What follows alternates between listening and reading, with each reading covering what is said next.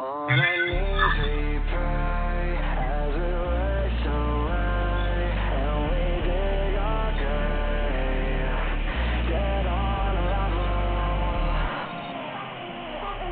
I can't breathe. Got my head on the All right, welcome back, everybody. I'm Matt. Jimmy. We're two average guys. We're here to talk about our big W yesterday. When I say big W, a lot of people might not take it as a big win, but we all know that when we play Northwestern, you really never know what you're going to get. And we lost the last 2 years in overtime. So. Yeah. And I don't think we had won in Lincoln since the Hail Mary. We won. We got to win. Yeah. I mean, we're 4-2 right now, and that's big compared to last We year. have as many wins now as we did last year and the year before. And we're 8-4 in our last 12 games. Yeah. So I think there's a lot of positive to take, and you're seeing some of that improvement. You always hear the day by day. You are seeing improvement, but sometimes it's hard to see it when you're just focused on the score and focused on what we're doing, good and bad. And more focus is on the bad lately. And Northwestern had, maybe a backup or third string quarterback. I'm not even really sure. Obviously, Hunter Johnson was not in for them. Yep. But I mean, how many times have we already said this year how great the defense has been? Oh, yeah. 10 points. You can't give up 10 points that's the in thing. a Big Ten game. Yeah, that's the thing. You know the Big Ten. Northwestern plays in a lot of low-scoring games. And Northwestern won the Big Ten West last year and went to the Big Ten championship. So I know that they're having a bit of a rough start, but their 3 losses were to Stanford, who just beat Washington last night. Yeah. And then Michigan State and Wisconsin, and they played Wisconsin a lot tougher than people expected. Yep, and we saw Iowa and Michigan yesterday, and we know how that game ended with Iowa losing. It was 10-3, so another low-scoring game in the Big Ten. We went over to Matt's and watched the game yesterday, mm-hmm. and it was kind of funny right before the game. I said I could see this game being a lot like this Michigan-Iowa game. Yeah. Kind of half-jokingly, but it was. But it was. Yeah, I don't know. Like I said, I think a lot of people are looking at a lot of the negatives that have happened so far the Huskers this season. But the way I look at it, and I've shown some of that negativity, and I've talked about it as well. Same. It's hard sometimes, but expectations are high going into the season. But we're 4-2. Last year at this point, we were 0-6. Well, the thing is if you would have told any Husker fan that the defense was going to, aside from Ohio State, we'll just throw that out. We're not going to talk about that. But aside from that the defense was going to play as well as they have so far this year, you would say this team's a 10-2 team, probably going to the Big Ten championship. Absolutely. Obviously, Martinez is something's off. We haven't been able to figure it out. We talk about it every week. Yep. Something's off. And we're not alone. I think a lot of people kind of feel the same way. And I'm sure a lot of people today are saying, let's start Vedral. I was over at my parents, and my dad said, why not? I don't know if that's necessarily the right call. And so there was a comment about Frost made yesterday. Someone asked about Adrian, and he said, if he's ready to go, he's going to play. He's Frost boy, and I don't disagree with that. That was his number 1 recruit that he wanted, and he got him, and he was a stud last year. And we haven't seen. I will say when Vedral came in, there was a bit of a spark right off the bat. He was running pretty hard, but there wasn't a lot of, and he did throw the nice pass to Wandale that set up the game-winning field goal. But I feel like Adrian has like a game-changing ability. Yeah. To where, he might not be very good for some or most of the game, but when it comes down to it, he can flip the switch and win a game for you. Yeah. And I know that's pretty much what Vedral did yesterday, but, they did like 5 or 6 quarterback keepers in a row. They brought McCaffrey in because Vedral came off. I don't know. But that's the thing. I think you look at what we had and what we didn't have yesterday in the game in general.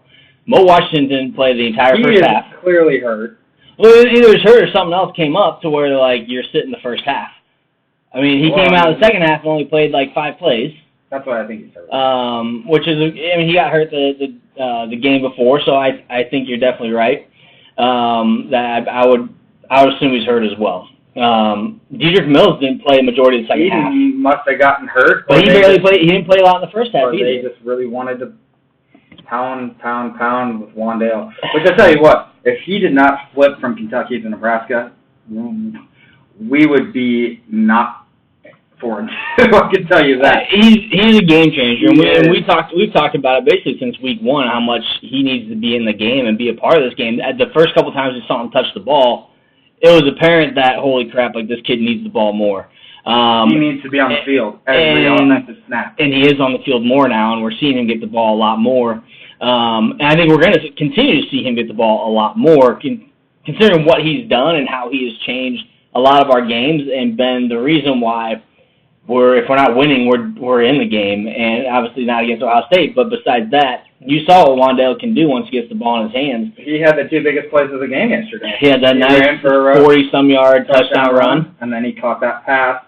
Pretty good throw. Yep. But yeah, I mean, you got to pound the rocks. And when we obviously we had Brandon Kinney on the show, but he was texting us that Illinois game, and he's like Wandale. Yeah, just keep eye on the ball. It's incredible. I mean, for a freshman to have the impact he's had so far on this team. He's a perfect fit into the offense. Yep. It's kind of mind-blowing, and I don't know if it's a big offensive line issue. I know that as far as receivers go, obviously JD got hurt yesterday. Yep. Who else is there?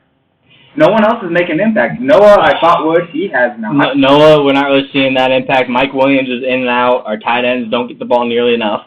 When they do, they do big things, but I still don't think we're using our tight ends to impact the game nearly as much as we can. Cade Warner's been hurt still, so he's not in. I wasn't paying attention, but I thought I saw Hickman was going to be getting in this weekend, maybe on special teams.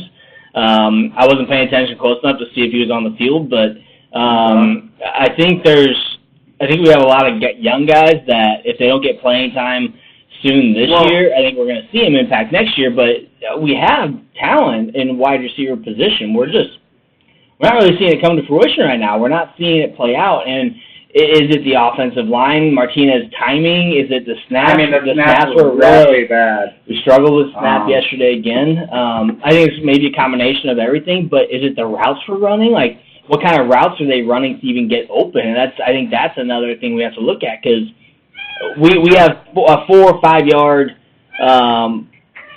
third down, and we're throwing it 15, 20 yards downfield. And I don't know if that's because of the routes that we're running, or we're running a sweep pass to the right or the left, and the passes aren't there. The passes are being thrown behind the receivers. Or it's 3rd and 8, and we're handing the ball off in the backfield. Yeah. I mean, so those kind of things can be really frustrating, because we have what it takes to be better than that. And is it a trust? We were better than that last year. I don't know if it's a confidence thing, and like you said, a trust thing. Maybe at practice they're seeing, hey,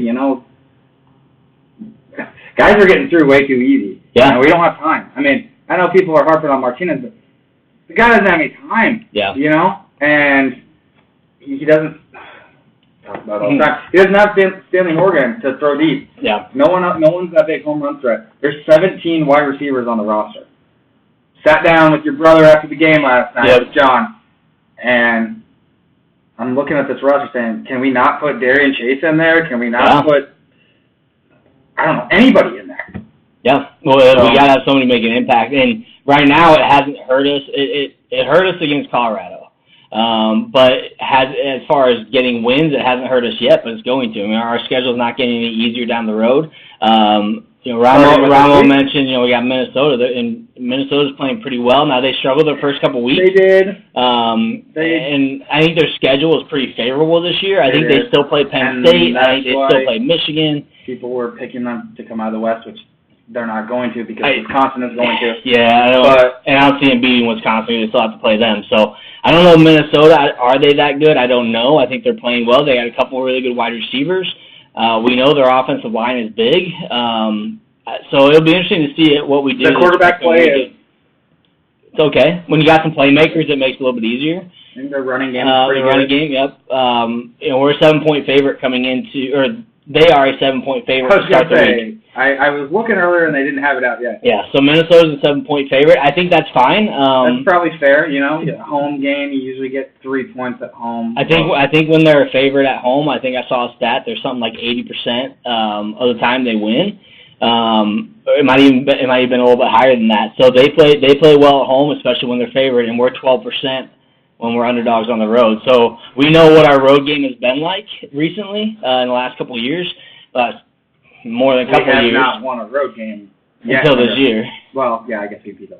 But we know what that looks like, so we're going to have to be our best going into Minnesota because we know what we're going up against. Hopefully JD is okay and is back. I think those are the questions. Our injuries, I mean, what does that look like? Who knows with Martinez? And, for some people, they're probably going to be like, good, let's get Vedral. I can tell you this, it's going to be it's not going to be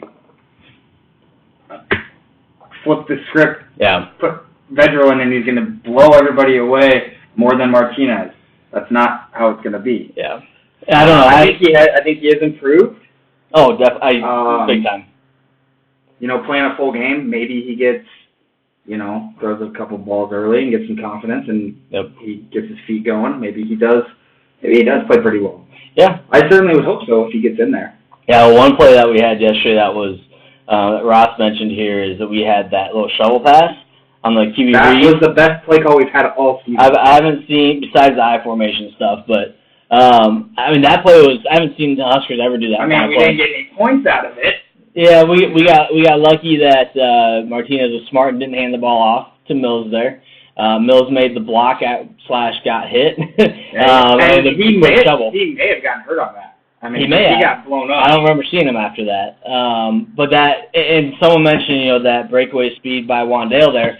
I don't think it mattered if he tried to make a move or not at the last second. That guy was catching him from behind. He had wheels. Yeah, they had 3 or 4 guys chasing him, and but overall, again, Wandale was a difference maker. But then you got to look at Vedral came in. Vedral made a big difference in that game. And when you don't have Mo Washington or Dedrick Mills, White Mazur came in for a little while. We got to see a couple runs from him. But we still relied a lot on the QB runs.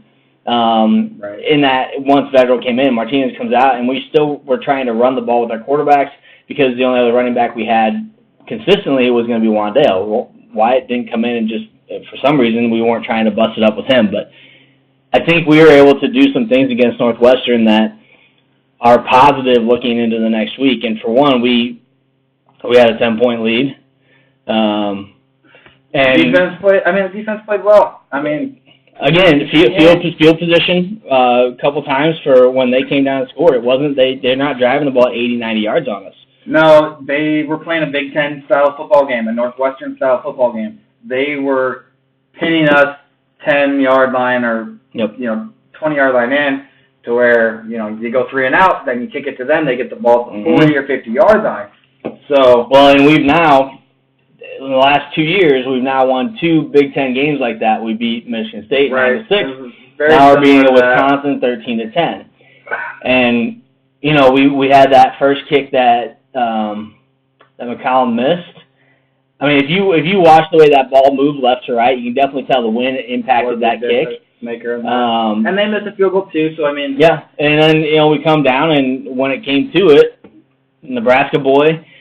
On offense as a quarterback, Nebraska boy comes in and kicks it for the win. We had a couple hometown kids come in and really win that game for us. Yeah, that was Wahoo and North Fork. Two kids come through in a really big spot. Yeah, I thought it was kind of funny. There's I'm not sure how much you were on Twitter after the game. There was one guy, Adam Rittenberg, who's a Northwestern alum. I didn't know that he was a Northwestern alum. That makes sense. He's really Nebraska because we charged the field. Every game that Northwestern has beat us the last 2 years, they've charged the field. They charged the field last year when they beat us to make us go 0-6. We won on a game-winning field goal from a kicker who was actually never wanted to kick again. Our field goal kickers were like 2 of 7. He never wanted to kick again, and he makes a game-winning field goal. that's a huge impact. And why would you not want to rush the field? You just won that game. It's homecoming. He's not going to have to pay for a single drink the rest of that night. I just probably had some fun last night. I'm sure they all had a lot of fun last night. But no, and it's pretty cool when you kind of step back and think about it. You know, the kicking situation being the friggin' disaster that it is. You know, Frost probably going up to him and saying, "Hey, you know, you have some experience. Mm-hmm. We need you to step up. Can you do that?" Yep. I'm sure there was a conversation just like that, and he's probably like, "For this guy, yes, I will." And I'm not playing safety. Okay. Then you go and kick a game-winning field goal. My mom and Austin were at the game. I mean, my dad's always at the game, but they were like, it was a freaking blast. Like, the place blew its top off when they made that field goal. I'm sure it was similar when we went to the Colorado-Nebraska game and Henry hit that 56-yard. I mean, it's exciting no matter if it's a game winner like that. I mean, how can you not be excited? And then there was one guy, a Kentucky fan, said something about one day, like, imagine what you could be doing at Kentucky. And I'm like, Kentucky's 2-3, so I'm pretty sure we're 4-2. But it's just it's funny, like, the reactions, and a lot of people are still out there. Again, a lot of people are upset about how we won the game. No, we weren't. We have yet to show that blast on offense, except when we ran that, like, minute-and-a-half play downfield at the end of the second quarter against who did we do that against? We just ran downfield and scored. Northern Illinois. Was it? Yeah. But, I mean, we have sparks that we can see, but then we don't see consistently. And people are expecting that. And I think I saw some people that were just super happy about the win, and other people that were so super upset, like, oh, whoa, we beat a 1-3 Northwestern. It's a win. We won. We're 4-2. Like, I get it, but I can understand where you're coming from. But we're not Ohio State. We're not there yet. Mm-hmm. You gotta learn how to win, and we learned how to win in that game yesterday. Yeah. Just like we learned how to win against Illinois. Yeah. It wasn't pretty. Yeah. But you know what? We beat 3 teams from the state of Illinois. Cheers to that, we did. But that's been the problem since Mike Riley took over, is haven't learned how to win those type of games. Every game with Northwestern, whether it was Bo Pelini, Mike Riley, or Scott Frost, like 6 out of the 8 games out of the last ones have been 7 points or fewer. Yeah, and that's pretty. I mean, Northwestern is going to come in with their best game plan, and Pat Fitzgerald was mad about the non-pass interference call. I mean, I agree with him. You have that. What's the 5 yards, 2 yards within the line of scrimmage? What it is, but so I if can't. It was the other way around, I would have been effing pissed. I can't 100% disagree. Once again, if there's a rule saying that you can make contact within this amount of yardage. To me, that wasn't that type of contact. I do think it was probably pass interference, but if you look at the rest of the game, we got a roughing the passer that wasn't a roughing the passer. The amount of holds that got called on that didn't get called. The one on Mulberry was big, and that was on the touchdown or the scoring. I don't know. It might have been the field goal drive. Yeah. But I mean, they missed a lot of calls, and Northwestern was not getting called. Again, we never get those types of calls for holding when we're on defense. You just don't see it. So. My dad hadn't seen it. I asked him about it. Yeah. And he said, we were just over there, and he said, no, I didn't see it. And he said, I love Pat Fitzgerald. He's my favorite coach, because he gets to see the press conferences, and I typically don't mind him, but I also think he bitches a lot. Yeah. Especially this year because they lose. Oh, and he said he's kind of a jokester. Like, before the game, he was talking to somebody, and he was talking, and he's like, yeah, I mean, I slipped a $100 bill in the referee's pocket, but he wouldn't accept it. Kind of a thing. Yeah. Or whatever. But he said he had his son, I think his son,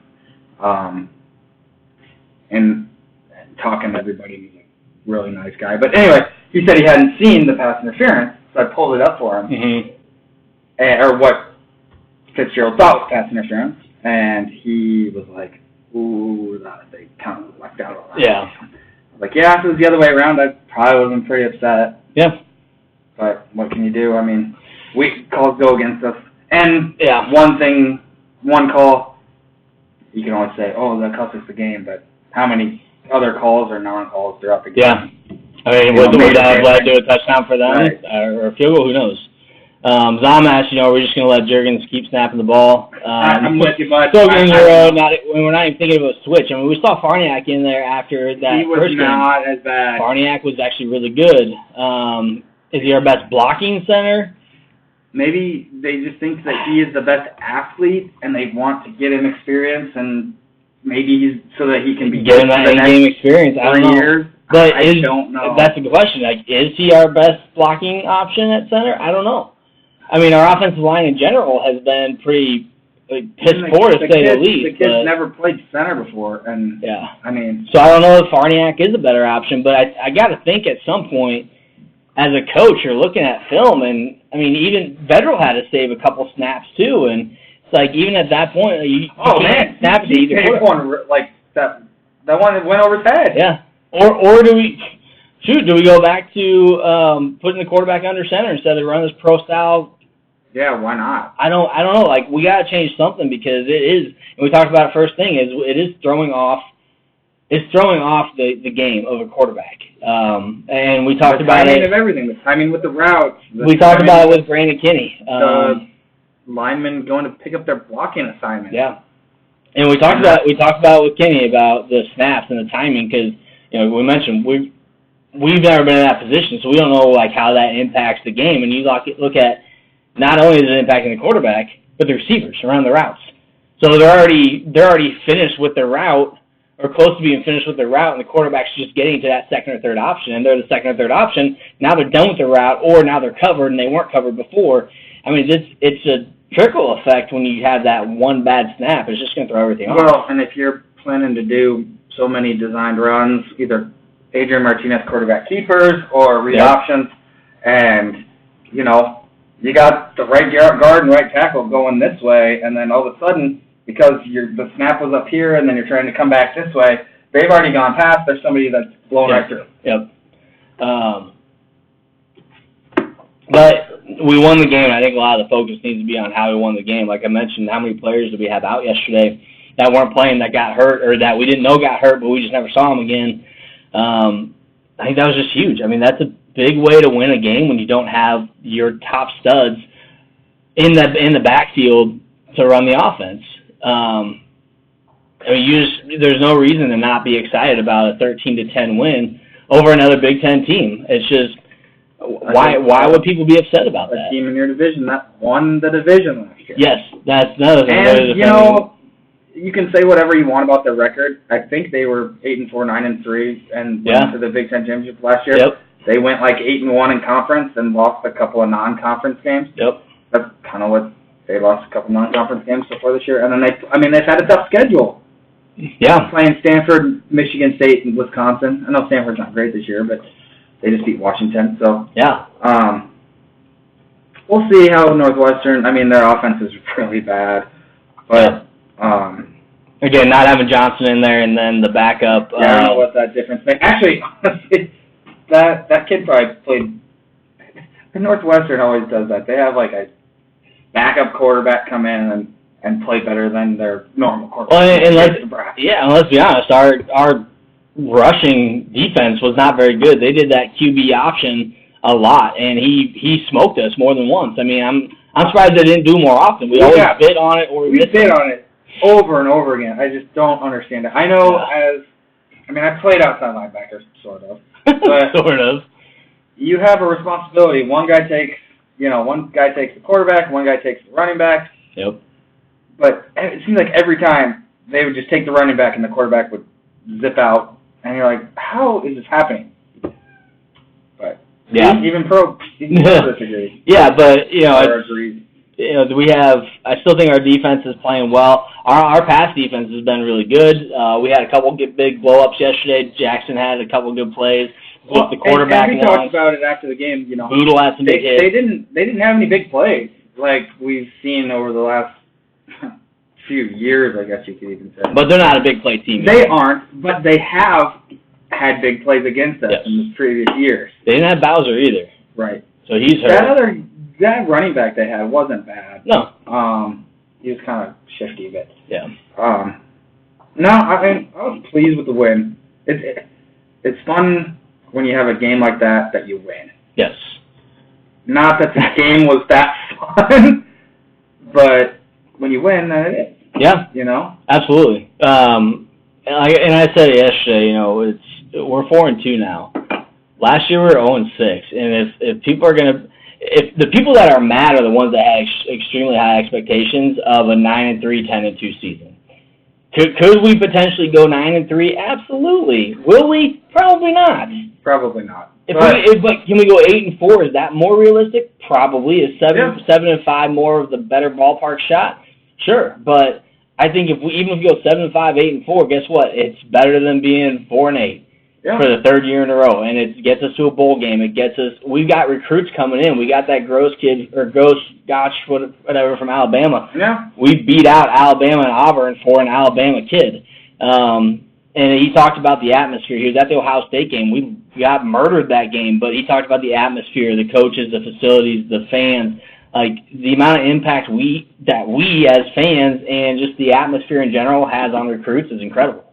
They all talk about it. They all talk about the atmosphere. Yeah, I mean, I know they had recruits at the game yesterday, and that was a good win to have in front of recruits, especially if you're on the defensive side of the ball. Especially with the announcement of the new football facility, which we hadn't talked about because we didn't do a show last week. But aside from losing the game the way that we did last week, I think we kind of not necessarily won the weekend, but it was a positive weekend. It was. We bounced back and we got a W. I mean, that's true. And Ohio State is really good. They're in the top two probably in the country right now. They are way better than Clemson, I can tell you that. Yes. They're better than Clemson. I think they would beat Bama. I mean, because neither one of those teams really haven't played anybody. But so Zom asked here. He said, I don't know what you guys think about Mo Washington. He's got a bad feeling he's not going to be a consistent playmaker because of discipline / injury issues. He can't stay out of trouble or hurt. And that was one question that my brother John and I talked about yesterday is, did he get in trouble again? Is that why he didn't play? I don't know. I'd be shocked if he was hurt and sat the entire first half and then they start him in the second half. That's what was kind of weird about it. He was in the first play on offense in the second half, and you hadn't seen him all game yet. We saw Mills to start the game. We saw Wandale start the game. So was he disappointed with something? Maybe showed up late to practice or maybe something. It was weed again. I mean, I don't know. It's interesting to have a star player like him not in the game when you should be able to do a pretty good run on the ball. Yeah, and we were struggling with the ball. And going back to Zom's question, I think he's kind of injury prone. We saw that last year. Mm-hmm. That is kind of a worry. I don't know that he's an every down back. I'd like to have him and Wandale on the field every play. At least he's a threat out there. Yep. Running the ball, definitely not an every down back. If you split him out, maybe he catches some passes or swings out of the backfield and you throw the ball to him, maybe. I don't know. He's so good when he gets the ball and he gets when he's out in space, and that's the problem. We don't always need him out in space to make a big play, but that's where he does his best work. And it's 100% true that is he hurt? Does he just keep getting in trouble? We don't know what's going to happen with his court date. That's probably getting pushed back again would be my guess. I think it's supposed to be this month, but who knows? It's hard to rely on a guy that you don't know if he's going to be consistent, and you're worried about him getting hurt again. So if he was hurt, literally didn't play the entire first half because they were worried about him being hurt and getting injured again, then he only plays a couple plays in the second half, I feel like it's not an injury. I feel like it's something else. I feel like there's something else at least going on for that first half. I thought maybe... Yeah, you're right, though. Because I thought maybe he didn't play the first half because he was hurt. And then seeing the team struggling a bit, he said, hey, coach, give me a shot. And then went out for a few plays. And then that's the thing. You have an impact player that you're not playing. There's a reason for that. Whether it is an injury or discipline, who knows? And I didn't see the press conference afterwards. I don't know if someone asked about him or even Mills. I did not watch Frost. I watched McCollum's because I wanted to see what he had to say. Yeah. He even talked about his kick being really low, and he's like, "Oh crap!" Well, we all thought it was blocked. Yeah. Anyways, but I think it's something. I don't know if it was addressed after the game. If anyone asked about Mo, if anyone asked about Mills, I think a lot of the focus was Wandell had a great game. McCollum had a game-winning field goal. He had Vedral play really good out there. Our defense stepped up when he needed to. So they focused on the positives, I'm guessing, but I'm sure Frost did. Yeah. He probably shrugged off questions about injuries. Except for JD, I mean, I think him and Martinez, you commented, I think. But Adam asked about what's wrong with the fact that we keep running up the middle. If it doesn't work, we keep doing it. And that's what Northwestern wants you to do. 100%. Adam, I've been hitting this. We've been hitting this point for weeks now because we had success running it outside, and then we did it even in the first game against South Alabama. We kept trying to pound up the middle. Those are big boys we were running into, and they were stopping us. We kept trying to pound it up the middle. I don't get it either.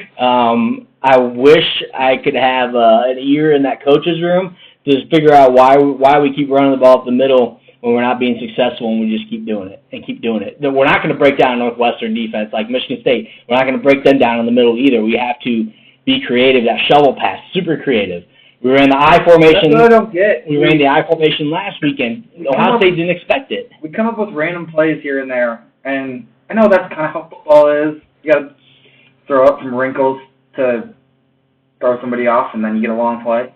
But when you run the ball right up the middle, like 74 plays a game, what are you expecting is going to happen? Yeah, when they're like 2-yard gains, 2 to 5 yard gains. And we talked about it a couple times yesterday too. Is there's a lot of times when we try to go for those long plays when we only need 4 or 5 yards. And we're looking for the long ball. We're looking for the 15, 20-yard play instead of looking for the 5, 6-yard play. And I mean, as a Cowboys fan, they lost today, but I saw that happen a lot today, even in their game. Is Jason Witten is your safety blanket, and he had like 2 catches today. Yeah, I haven't fancy. And they had a lot of 4 or 5 yard third down plays, and they never threw it to him. And that's what the Huskers aren't doing either. I don't get that. They're not doing short routes. Well, and even I think your brother John yesterday. It was like 2nd and 10, and Martinez threw the ball like 40 yards, but it was across the field, and it got dropped. But it would have been for a 2-yard gain. Yeah. Oh, yeah. Yep. So what do you – I don't understand. And, like, you know, with the guy covering it all over. Yeah. What is that? Mm-hmm. And maybe that goes back to not having time. I don't know. But it seems like between, like, 5 and 15 yards, passing plays. Yeah. We don't do. No. It's got to be 15 screens or more. Or deep. Yep. And there's nothing in between. There's nothing where we're hitting those tight ends like we should. And we've talked about the tight ends for a while. We know Austin Allen and we know Jack Stoll. We know the playmakers. Just give them the ball. Just give them the ball more. And let's not leave them hanging and getting drilled at the knees when they catch the ball. There was maybe twice that we did a play that I like. I don't know what to call it.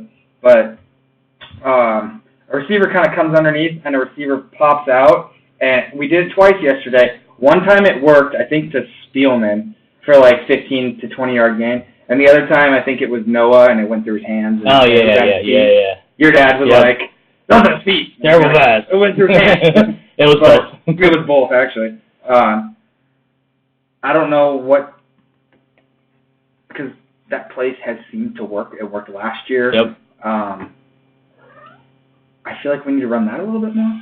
I don't know. I think some more creativity. I think we're very easy to read on what we're going to do because we're not doing anything out of the norm except when we did the option. We ran the power I. That Ohio State had no answer for it because they didn't prepare for it. We haven't ran it. That's true. When was the last time we ran it? We ran it maybe once last year. But if you don't know what to prepare for and you can be creative on offense, the team's not going to be able to stop you. So, you know, there's a lot of positives with a lot of things. I think for me it's not so much I'm mad about, it's stuff that I'm confused about. Yeah, that's a good way to put it. Because we were watching the game live, and I'm curious of what it looks like in the film room when these guys are watching film and what those discussions look like. And you can see better with the timing. You can see it a lot better in slow motion on how much time Martinez has to get the ball out, how much time our guys are getting to run their routes. If they're covered, if they're not covered, why aren't they open? And that's where, for me, I don't got time to watch film. I wish I did, but there's a lot more that goes into what we talk about. It seems like the way the coaches see it is we're just a step away. Yeah. like everyone's just kind of a step behind or a foot away from where they need to be or they want them to be, and just those little details make a big enough difference that it's I don't know. It's frustrating. It is. I would be curious to see with the way that our offense played last year and the way our defense is playing this year, minus the Ohio State game. Yeah. Where we'd be at. Yeah. I feel like we'd be a 5-1 football team with a loss to Ohio State, not by 41 points. Yeah, I agree with that. It definitely would be Colorado. So yeah, I mean, we have some difficult games moving forward. Obviously, Iowa only scored 3 points yesterday, but they are going to be a tough opponent at the end of the year. Hopefully, maybe we have some things figured out a little bit more at that point. Hopefully, we get to see Ohio State again in the championship game, but we got some other games. That would be really cool. I don't think we would win, but I think we would play a lot better than we did. Yeah. Zom did mention that Mo was out due to team rules. Team rules / stuff. I guess I didn't look it up. Team rules / stuff. But, once again, well put. Coming back, I said, what an idiot. So, I mean, that's the kind of thing. I mean, you're someone who can be an impact player for your team, and you're doing stupid stuff, whether it's you're late to practice or you didn't show up to film room. I mean, what are we not doing? Maybe you didn't go to class or something, and the guy's getting a lot of chances here. I mean, obviously for what happened in California, no matter what your opinion is, a lot of coaches would have kicked someone off the team. So he's getting his chances. He had the weed incident in the off season, so he's getting his chances. Like, what are you doing? Well, and it's probably really frustrating for the coaches because they see a kid that probably isn't in the best situation in life, and they want to try to help them and mentor and give them an opportunity to make something of their life with a college education and athletics. So my question is, first, Saul's got a question here. How do you address and fix these undisciplined problems with the team and young players? I think that's a more complicated question than what we can answer, but, I mean, he didn't play the first half, so that's part of that discipline. It's really tough for the coaches because you were getting paid to coach a football team and win games. Mm-hmm. And when your best players are hurt or in trouble, really. Yeah. What do you do? I mean, and I think part of this is going to be a teammate thing. Your teammates. I mean, if you guys follow baseball and watch any of the Braves and Cardinals, one of the young players for the Braves hit a 321-foot single. He hit off the wall, and he carried his bat all the way to first base. Guess what? He thought it was a home run. It wasn't. His teammates commented after the game how bad that was. They weren't happy about it. And that was not the first time he's done that. And so I believe it's part of a team thing, too, where you got to call out your players. You got to call out your team and your friends. In that particular case, the next game, he almost beat out an infield. He almost got an infield single because he ran hard. You have veteran guys or even just friends, friends that go to you and say, "What are you doing?" Yeah, and I think that's the thing. You have youth on this team, and this is where you have to. And that's no different from Mo. He's a young kid. So the veterans on the team, the seniors on the team, the leaders on the team, the captains need to step up and be like, get your shit together. I feel like Mohamed Berry has done this, and maybe it hasn't been heard by everyone. Maybe. Probably has been heard by most. Yep. I mean, you saw last year. There was a lot of talk about leadership. There was a lot of talk about buying in. A lot of talk from the captains last year talking about how there's still guys that are not on board. And I don't think it's not that Mo's not on board. I think he's being stupid and making a young kid mistakes and don't know what those rules that he broke are. But, there's things that our captains and the players that are seniors, maybe even not playing, the veterans on the team that are clearly leaders. That Damian Jackson's on the team. Your Navy SEAL, get him up in his face. So I think the team needs to do that. I think the coaches can only do so much. Their option is going to be sit the kid. It's like your parents are going to tell you something, but then a cop steps in and a cop is going to be a little bit more strict on you. It's like, holy crap, you're serious. That's how I view parents or coaches are kind of like the parents in this situation, and the captains on the team are like, oh shit, this is serious. Like, my teammates, I'm letting them down because of the stupid stuff I'm doing off field, and I'm hurting my team. And if that doesn't get to a young player, then they shouldn't be on the field. We played sports. And maybe that's why he got benched the first half.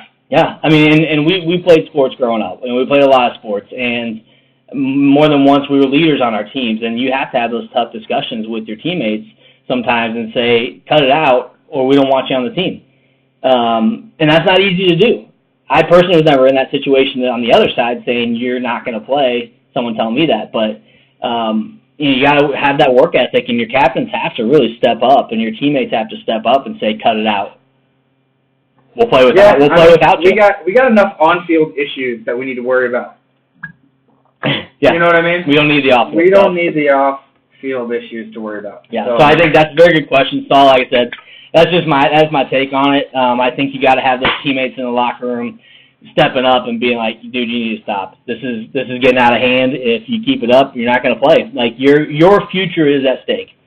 If you keep this up, your future is at stake to get to that next level. If you want to be in the NFL, you got to get playing time. If you can't keep your shit together off the field, you're never going to play. Yeah, exactly. So I think, like I said, there's a lot to it.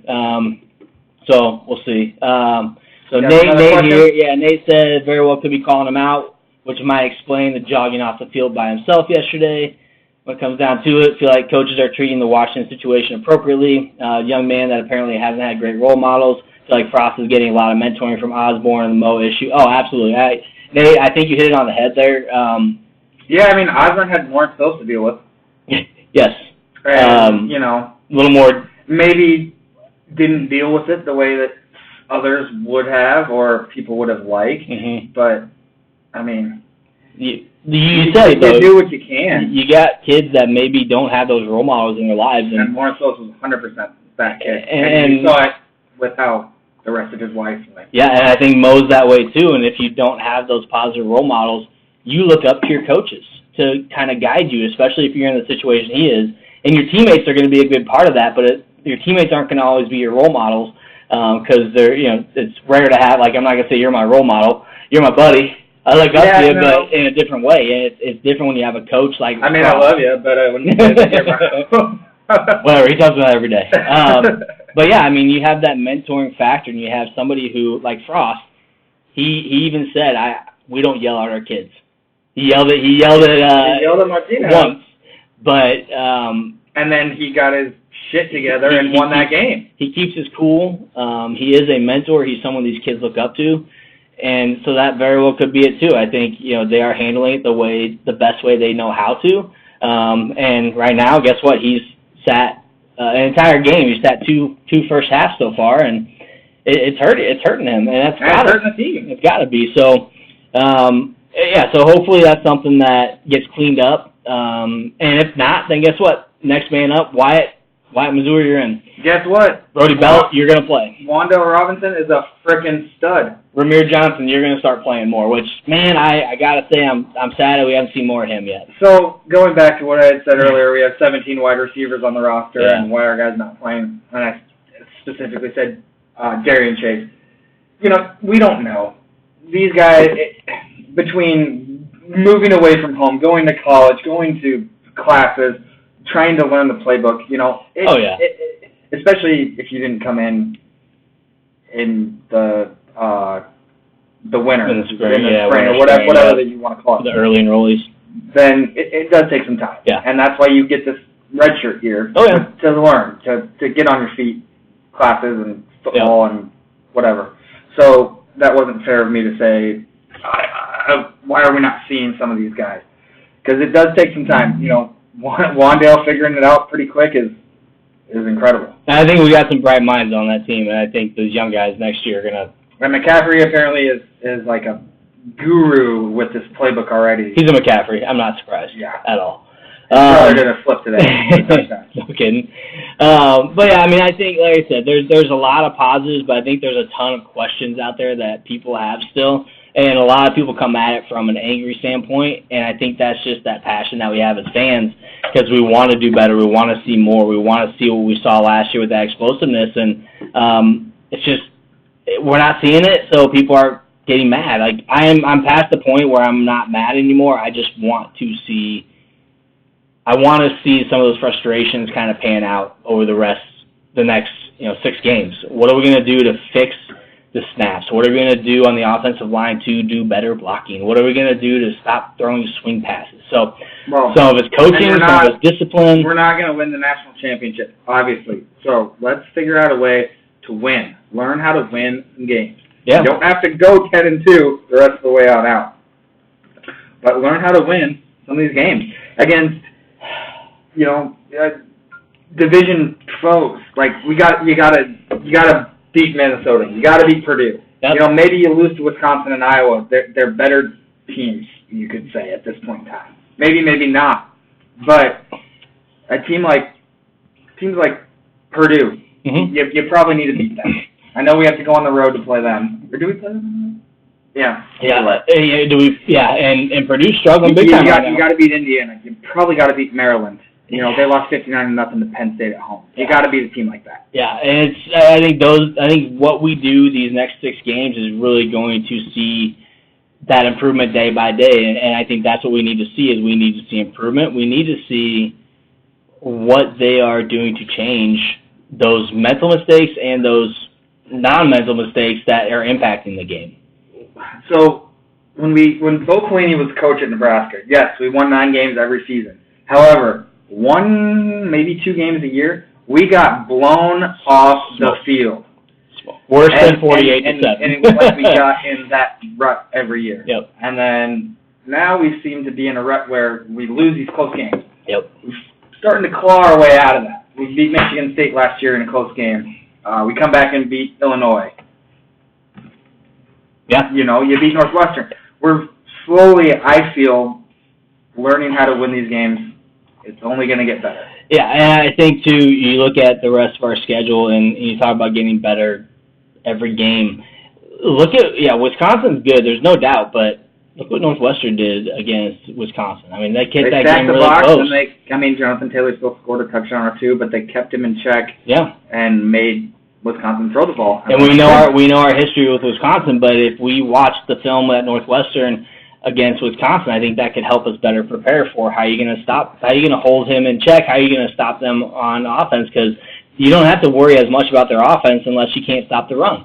And we seem to have a much better defense especially rush defense this year. So I think Iowa plays a very similar style game with Northwestern and Wisconsin, very similar. Yeah. But I think Nate Stanley's a better passer. Mm-hmm. He's a better quarterback. Mm-hmm. He's got a couple weapons, but defensively they play a very similar style game, and they're pretty good defensively. Yeah, and I think that's what we have to focus on is let's prepare for these teams the best we possibly can, and let's beat them. Let's win these games by defeating their strength. And if their strength is defense, let's be creative to beat that defense, and not just let's get by and play conservative, but let's go out there with a strong game plan and execute. And it's going to be tough. We got another tough 6 games. Minnesota's going to be tough.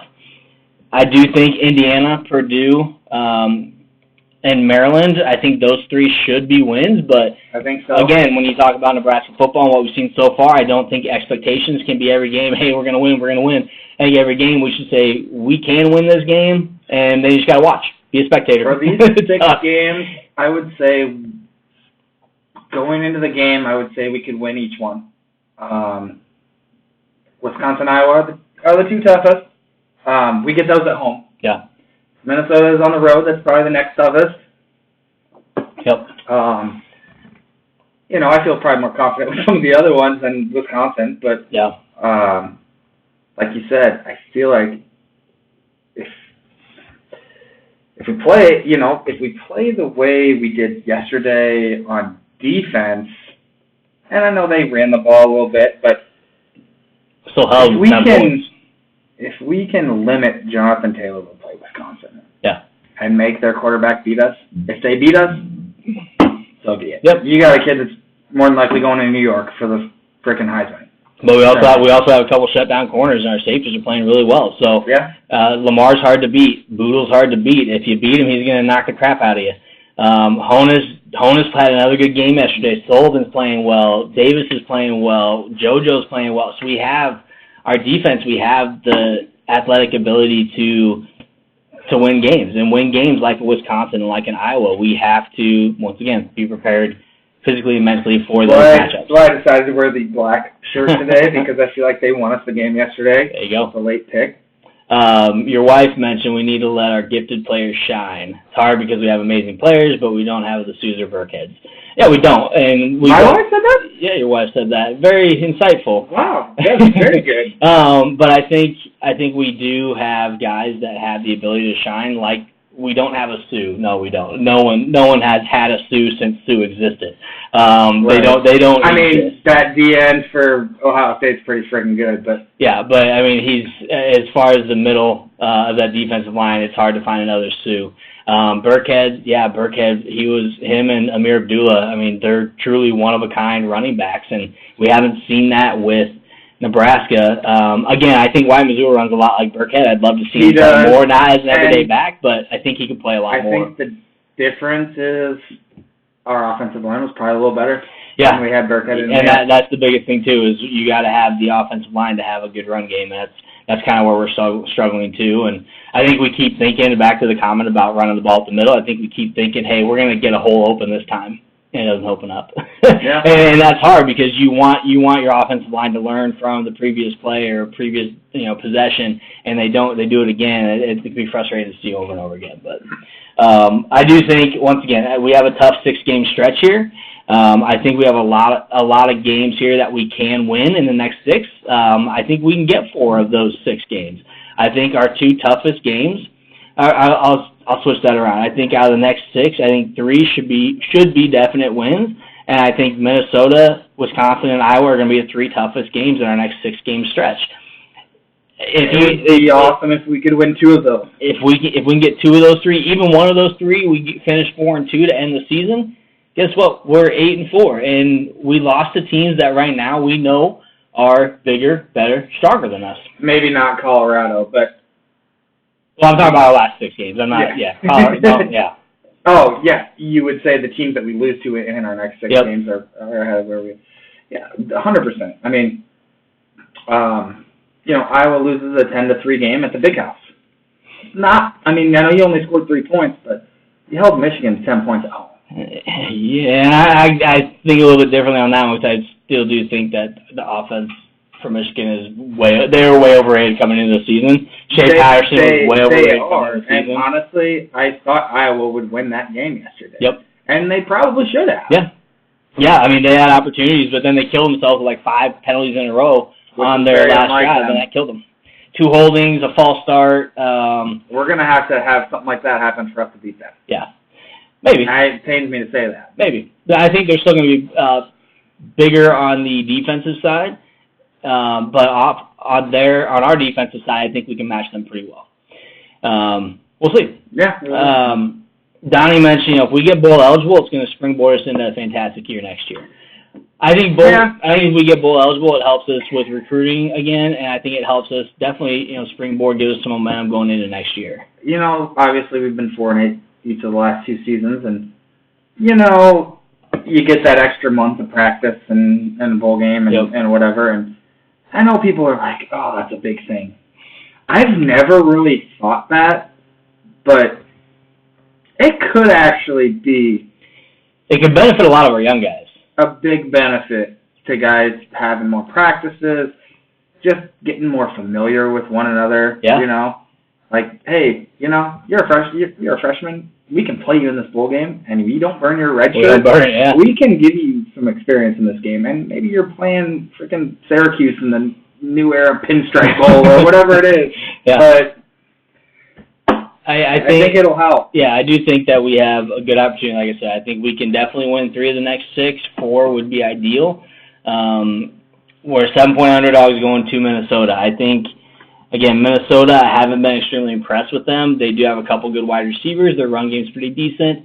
And they got some big boys up front on both sides of the ball. So I think this win, hopefully, I think they play better at home than on the road, too. Absolutely. And I do think, Ryan mentioned extra time would be huge for the young team. Absolutely. I think going to Minnesota for us, again, it's another road game. We played Illinois. We went down early. We came back and won that game. Yeah, it was Illinois. A lot of people are talking about that. But, winning a game from behind is huge for the Huskers no matter what right now. So I don't think we want to get in the same hole against Minnesota. If we go down 14-0 to Minnesota, I can. I wouldn't say 14-0. I think if they get up 20 points on us, I think that's going to be tough to come back from. But 14 points, if we score, you make it a one-score game. But I still got Nebraska winning this weekend. I think it's going to be a close one, though. I think it's going to be similar to the Illinois game. Not so much as us going down by 17, maybe but like a 31-28 type of game. Yeah, I could see that. Anywhere from 3 to 6 point game, maybe.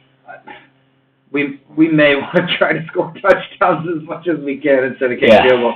Because, that was basically like a chip shot, and we even then barely made it. So. Yeah, plenty of distance. It was really low. Yeah. I think, too, that brings us to a real quick point before we end the show here is we had when we got down inside the 20, we decided to kick a field goal. That comes to your play calling when we're struggling to kick the ball. We're in this location on the field. This is 4-down territory for us. So let's not do a swing pass. Or -2 on first down. And sometimes it's different if the quarterback hits him in stride instead of throwing it behind him and he has to make an acrobatic catch. But if we can hit those catches, I think it's positive yardage. But when we're doing a third down swing pass or a third down QB read when it's 3rd and 8, you got to get the first down or go for it on 4 downs. So I think that play calling, hopefully, Frost, I'm dogging on you here, but I think that play calling's got to get better when we are in that position of the field, knowing how we're kicking it. Never want to say anything negative about Frost. I love Frost. But something has to change. Yeah. When it's 3rd and 8 and you're doing a run that's going to get you 2 yards, you got to at least either plan to go for it on 4th or throw the ball past the sticks. Yeah. So, something I wasn't thinking about, Donnie just brought this up. Possible cold weather and snow could be in effect in Minnesota this weekend. Shit, we can get snow here in Omaha this week. It's going to be 42. 42 on Friday. So, it's going to be cold. I don't think the cold weather favors either team, but I do think the snow, when you're looking at a ground and pound game, that all depends on who we have on the field. It really does. It's going to be interesting if we do have snow on the ground there. Or it's snowing. We won a game in the snow last year. But that could really impact. It could. I have a lot of trust in Wandale Robinson because how could you not? Yeah. I'm going to say it again, too. If it comes to the ground and pound and Mo is either hurt or in trouble again or out because of being in trouble, Dietrich Mills, I don't know his situation, but we're going to need him, and I think you got to get Wyatt Mazur in there. I know. I love this kid because we saw him in the spring game. I see what he can do when he runs the ball. I see a lot of Rex Burkhead in him. If it comes to a ground and pound game, we're going to need more than just Mo and Diedrich and Wandale. We got to have everybody available to run the ball when we need him. Brody Belt's going to have to be available. Ramir Johnson, let's get him in the game. So, I don't know. I think it's going to be interesting if we get that snow. That's a good point. I agree with pretty much everything you said.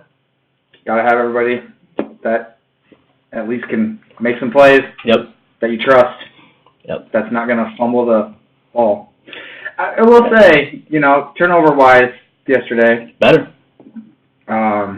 Obviously, because we didn't turn the ball over. I don't think so. Not being And they didn't either, and they had been turnover-prone this year. They did, obviously, at the end of the game, but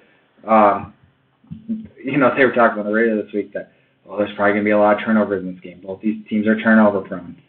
Well, that wasn't the case. We figured something out that. Hold on to the damn ball.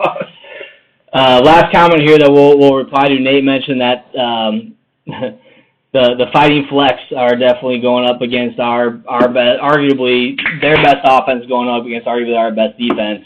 And I haven't watched them, so I don't know. And he's damn confident in the W. So hey, I like that. I'm confident in our team every week.